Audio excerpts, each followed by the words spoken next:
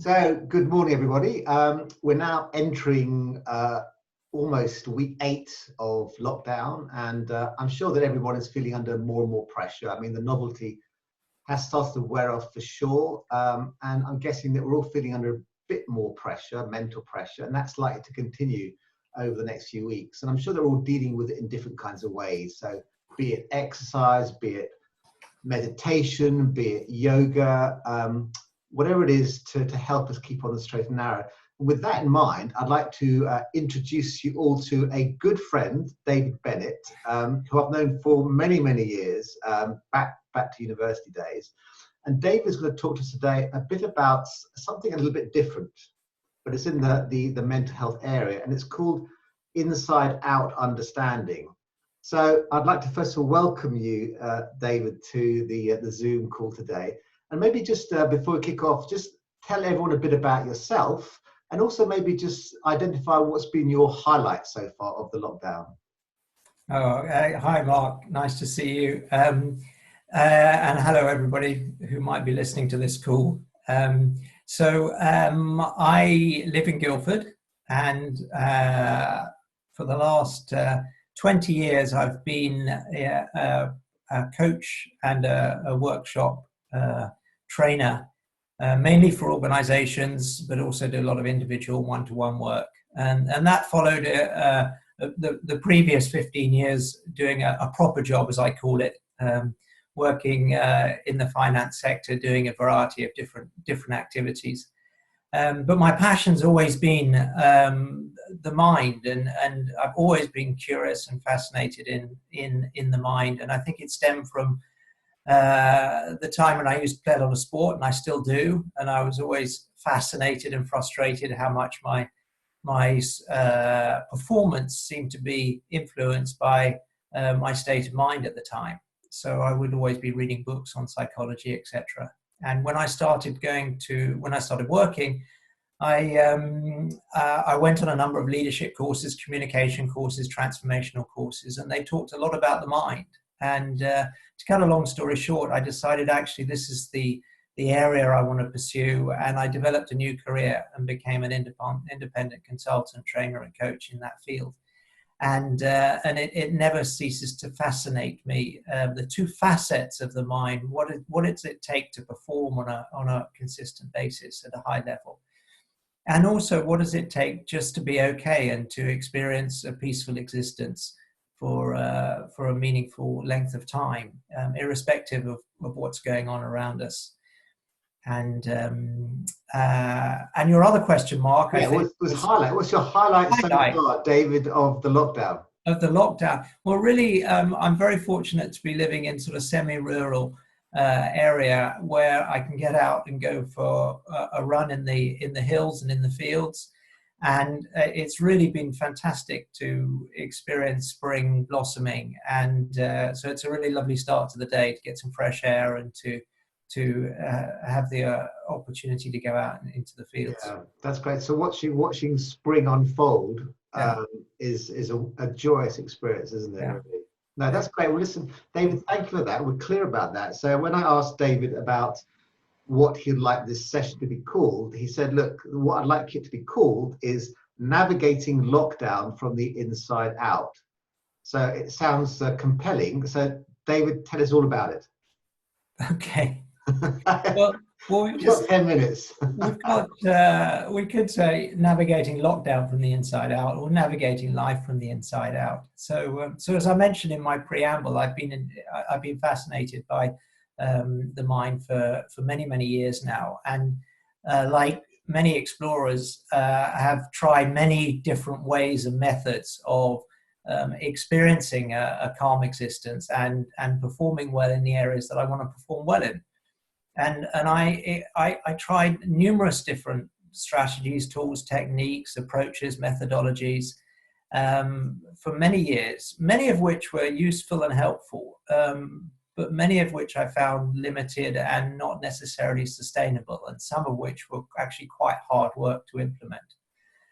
And 7 or 8 years ago, I came across an understanding of the mind that's commonly known these days as the inside-out understanding, that really simplified everything for me. And I have to say, over the last 5 or 6 years, I've just experienced sort of consistent peace of mind that I hadn't experienced in all of my decades before that. And everything I turn my hand to, I just seem to be a little bit more effective at it than I had been in the past. So for me, this has been a transformational turnaround.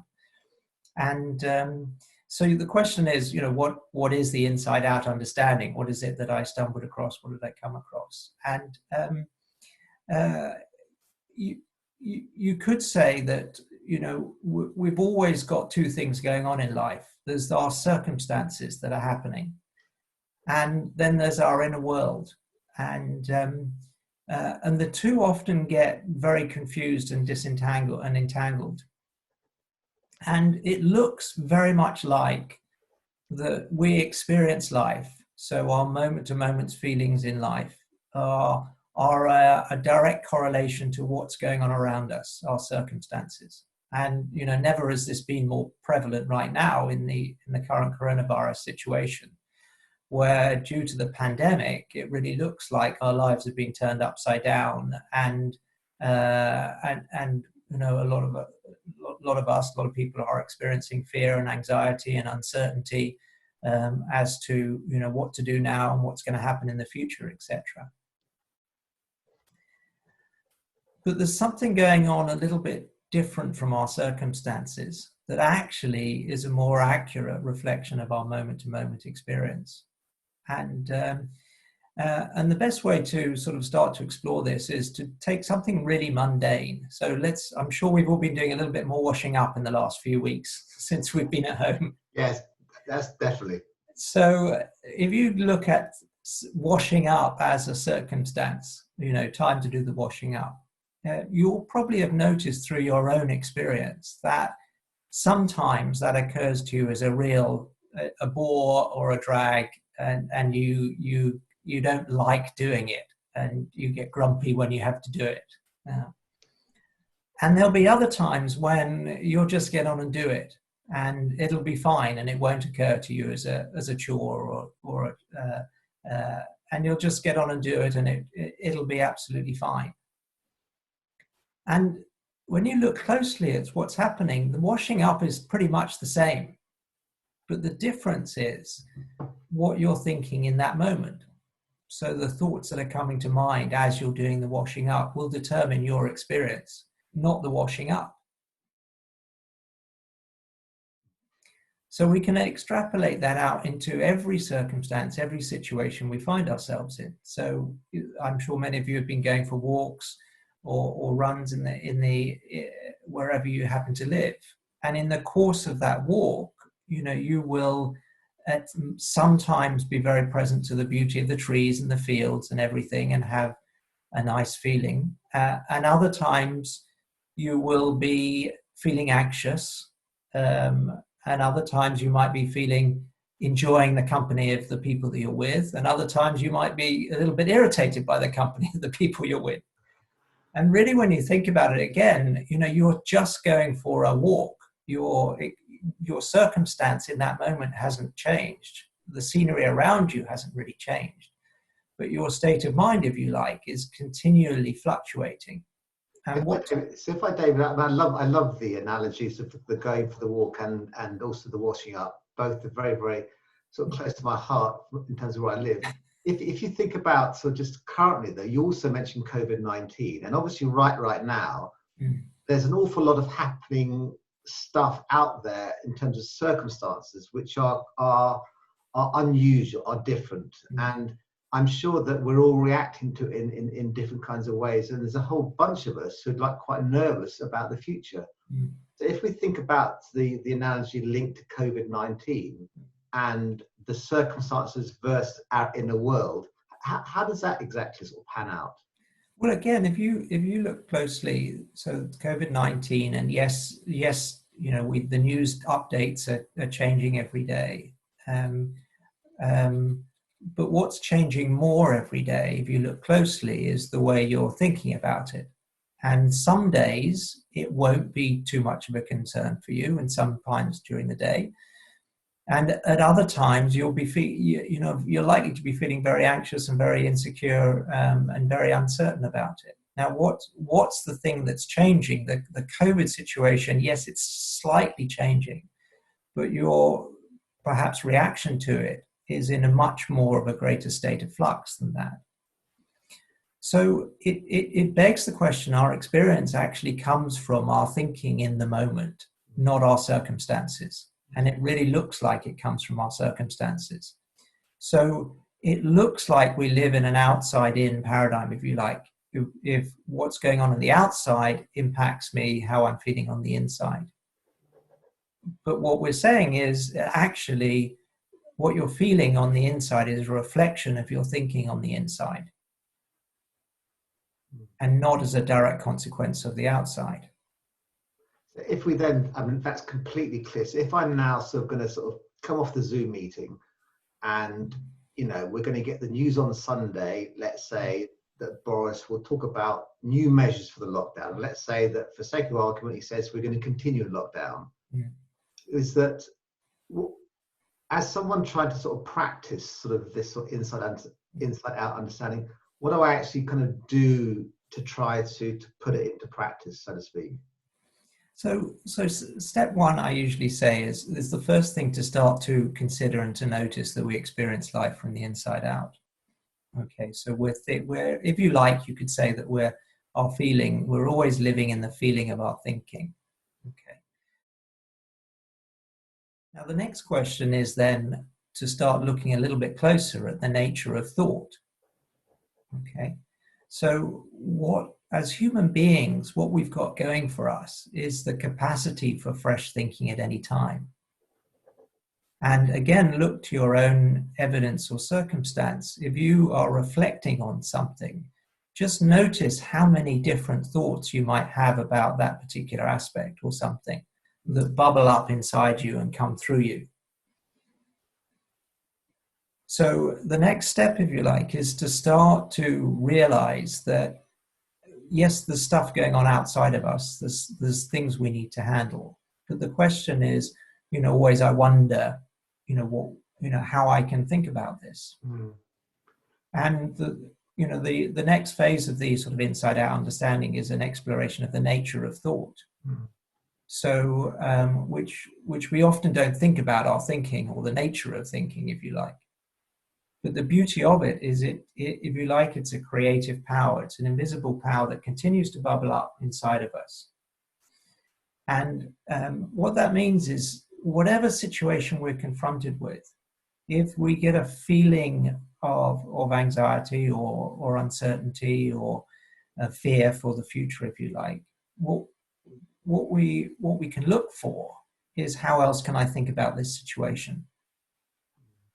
And the way the mechanics of the mind work, the way the system works, is if we ask that sort of open question, we will invite further fresh thinking to come to the surface. And as we get further fresh thinking, then our options for how to deal with our circumstances just get wider and wider. And you've really seen this played out in household over household throughout this pandemic. I've listened to the radio numerous times and people are reporting about what they're doing differently. Yes. Now, what's happening is that people are just looking at the situation and fundamentally asking themselves, well, now what? Yeah. And a lot of people are tapping into their innately creative capacity. And that all comes through us through thought. Yes. So asking the questions, well, what am I going to do today then? And it's funny, you do pick that up quite clearly. It's a good point because I'm seeing people around me that obviously bad stuff's happening, and you get two camps of people. You get those that kind of bemoan it and can't believe what's happening, and this is dreadful, dreadful. And yet you've got others who kind of see it almost ironically for the creative opportunity it presents us. And they're kind of almost acting in quite a different way, different mindset. Absolutely. Yeah, it's very clear to see. And if you like, those in the latter who are being creative are tapping into just the innate capacity that we all have as human beings to be creative. And, we're always creating, we're always developing new things, creating even if that creation is not something we like, so we can create upset in our own minds through the power of thought. The power of thought has the capacity to create really cool things in life, yes, as well as really destructive things in life. And if we can just distance ourselves and start to look at this creative act that's going on within us, it really enables us to tap into our true nature, if you like. Now, so you have a whole load of people who are sitting at home. They perhaps let their habitual thinking subside a little bit, and they get quiet. And then what comes up as, okay, well, what shall I do now?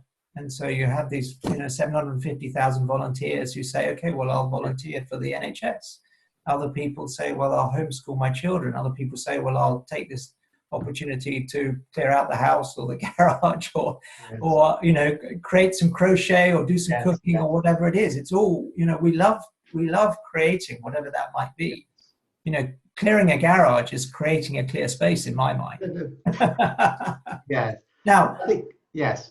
Sorry. To address the other side, those people who are struggling, for which I have huge compassion for as well, because a lot of it is very innocent. What they are experiencing is they're being caught up in a whole load of what we call sort of unhelpful thinking, catastrophic thinking, fearful thinking. And as people's heads fill up with a whole load of possible scenarios about the future and what it means for them, and everything like that, that weight of thought, weighs people down. Yes. And it also, not only that, but it also constricts our creativity. Yes. No, it's all done really innocently. That's the thing. Without the understanding of how the mind works, we're very prone to going either one way or the other. So I think that, it's super clear, and I love this new way of helping the mind. And I've been an attentive student, scribbling down what you've been saying. And if I was simply trying to summarize, David, the critical things, there was one phrase that you used which I loved, which is that we live in the feeling of our thinking. We live in the feeling of our thinking. So my summary of what you've been saying is that fundamentally is that we feel what we think, but we're not bound by what we think. We can change what we think, and therefore change how we feel. And I think that's the big thing, is to try to manage our thinking to address our feeling. Does that kind of sum up, David? Yeah, almost. And I just want to pick you up on one thing, because a lot of traditional psychology has been around managing thinking. So giving us tools, positive psychology, think this way, you'll feel better. Do this, as you notice bad thinkings come up, you have to do something. So a lot of psychology is about being managing and manipulating our thinking. And actually, that's really difficult to do. Right. Now, thinking will naturally change if we allow it to. Yes. So I would encourage people, rather than to try and be aware of their thinking, notice what their thinking has, but also take comfort in that it will change. Yes. And they actually don't need to do anything about it. Yes. So it's almost like, as best you can, pay less attention to unhelpful thinking. Yes. It will go. Yes. And we will make way for fresh thinking. So we have this beautiful self-clearing mechanism. Yes. But if we try and get if we try to get to manage or manipulate it too much, then actually that's counterproductive most of the time. Okay. Well, listen, I think that's nailed it. Thank you very much, David, for a kind of a whirlwind tour of sort of inside out understanding. We'll be leaving people with kind of some contact details for David after the session. But maybe just before we leave the call, David, just to ask sort of one thing of you. What would be your desired silver lining from this whole sort of lockdown experience that would benefit the world at large? What would be your thing? Well, for me, it's connected to what we're talking about. But I think, there are a lot of people who are really getting in touch with their innate capacity for living a sort of calm, compassionate existence and creative existence. And these are innate capacities. It's not like one person is more calm and creative than another. We all have the same access to that. And the more people who can realize that they're innately resilient, they're innately compassionate, they're innately creative, then I think that in and of itself will make for a better world. Okay, that's great. So that's great. So David and Bennett, thank you very much indeed. I'm going to make sure that when I'm doing the washing up next time, that I'm in the right mindset. Thank you very much for your time, and keep safe, keep sailing, keep smiling. You're very welcome.